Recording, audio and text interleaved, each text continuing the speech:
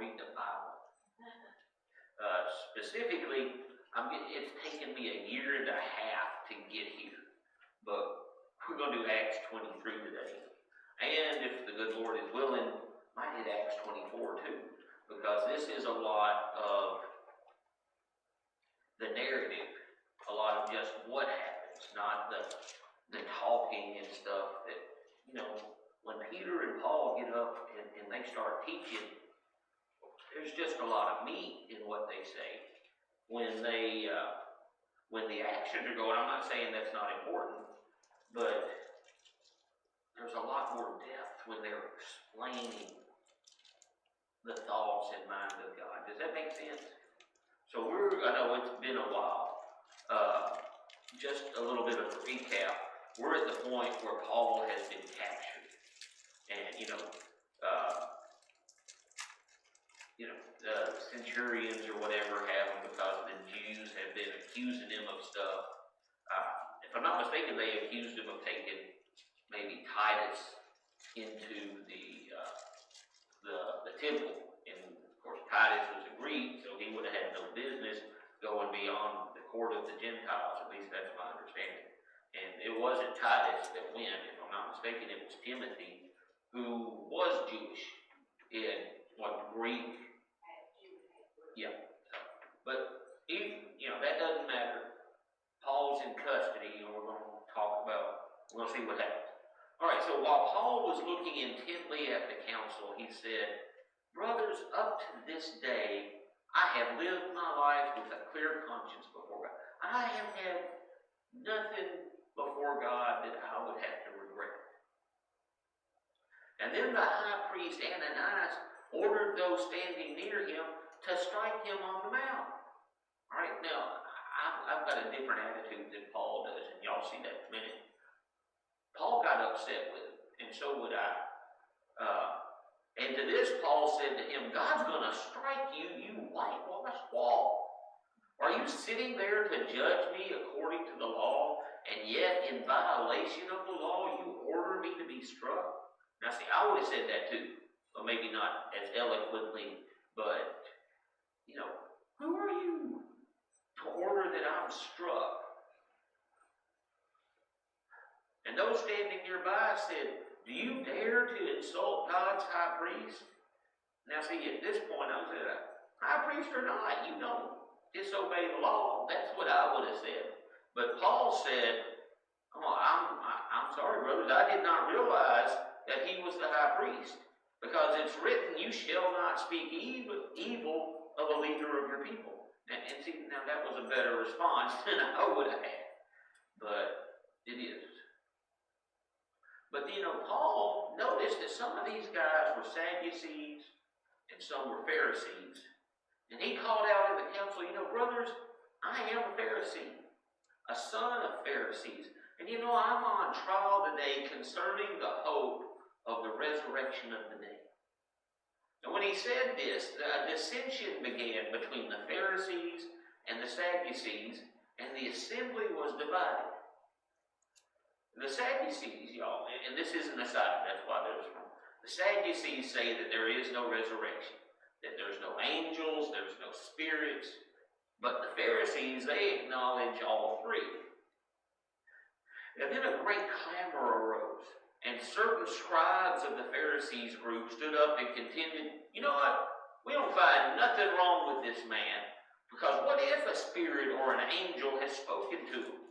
And when the dissension became violent, all right, these are good people, right? Good religious people who are breaking out into a fight. It says, the tree by the fruit. If these are good religious people, fighting should not be on their vocabulary. But it is. So it makes you kind of wonder. So when the dissension became violent, the tribune, fearing that they're going to tear Paul into pieces, ordered the soldiers to go down. You take him by force, and you bring him into the barracks, because you just started an uproar. That night the Lord stood near him, talking about Paul, and says, "Keep up your courage. For just as you have testified for me here in Jerusalem, so you must bear witness also in Rome. So that it is prophetic in that he's saying, you're here. Don't worry. I got plans for you in Rome. You're going to make it. So there is a lot of reason to take courage. Because he could have said, you ain't going to make it to Rome.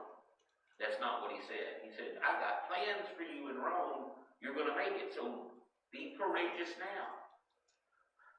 And in the morning, the Jews joined in a conspiracy, and they bound themselves by an oath, neither to eat nor drink until they had killed Paul. And there were more than 40 people who joined in this conspiracy. Good people, right? Yeah, that's sarcasm. I use sarcasm when I teach a lie. So, just so y'all know. Yeah, good people that have an oath, we're going to take this guy out. No way. They went to the chief priests and elders and said, and they told them. They told the religious leaders, all right, y'all, you're going to be happy with us. We have taken an oath that we're going to kill Paul. Seriously, what kind of people is this? And I shouldn't talk bad about people, but they are doing evil things. And doing evil things in the name of God is still evil. We have strictly bound ourselves by an oath to taste no food until Paul is dead. Not till Paul is dead, until we have killed Paul. It's not like they're waiting for an accident to happen. They're actually going to go out and try and take him out. Now then, you and the council, y'all got to help us. You must notify the tribune to bring him down to you on the pretext that you want to make more thorough examination of his case. So they're saying, we need you to lie. And you've got to tell him you need Paul down here, and we'll take him out on the way. I'm sorry. I'm not sorry, but do you see the light and the dark? We should never be like this people. We should not, y'all. We've been talking about in our church covenant that you avoid the very appearance of evil. This is the appearance of evil. And not only, apparently, evil loves company. And we are ready to do away with him before he arrives. We'll take him out before he even gets here. Now, the son of Paul's sister heard about the ambush. I do not think that was coincidence. My nephew, he was there. It's a God thing. So he went and he gained entrance to the barracks and he told Paul. And Paul, they must have thought Paul was a good guy to let people in to see him. I'm telling you, people of light, they tend to be trusted. Even by people outside the world that care, they don't care one way or the other. People of light are lights. And they earn people's respect and trust. If Paul was in trouble and they did not trust him, do you think they would have let his nephew in to talk to him? I don't either. It says something about Paul that the centurions and stuff trusted him. So he went and gained entrance to the barracks and he told Paul. And Paul called one of the centurions and said, hey, look, take this guy to the tribune, for he has something to report to him. I don't want to tell him. He needs to tell him. He's the one that heard it, not me. So he took him and brought him to the tribune and said, the prisoner Paul called me, and he asked me to bring this young man to you because he's got something he's got to tell you. And the tribune took him by the hand and drew him aside. Come over here and asked, what do you need to report to me? And he answered, the Jews have agreed to ask you to bring Paul down to the council tomorrow, as though they were going to inquire more thoroughly into his case. But don't be persuaded by them. I heard them, and more than 40 of their men are lying in ambush for Paul. And they have bound themselves by an oath neither to eat nor drink until they kill him. And they are ready now, and they're just waiting for your consent. Okay? So the tribune dismissed the young man. All right, now, sorry, but when I'm up here and I'm teaching, when I have thoughts, especially if they go with the message I talk about. And so, why did they trust what this kid said and not trust the Pharisees and Sadducees, the people on the council? Well, okay, could be. That's not what I'm thinking, but that could be. I'm thinking the character of the people on the council might have been obvious. You know, these are the leaders of the people, but are these good people? Are they right people? Do they do right by people? Or are they people who will say anything to get what they want?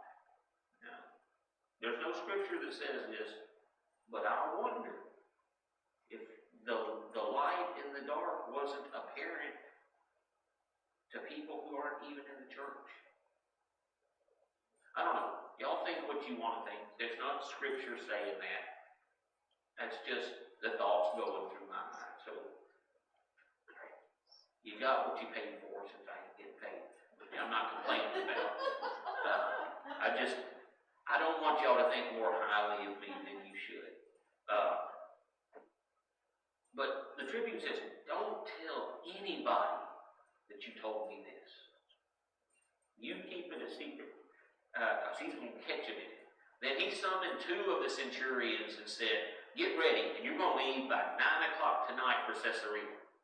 And you're going to go with 200 soldiers, 70 horsemen, and 200 spearmen.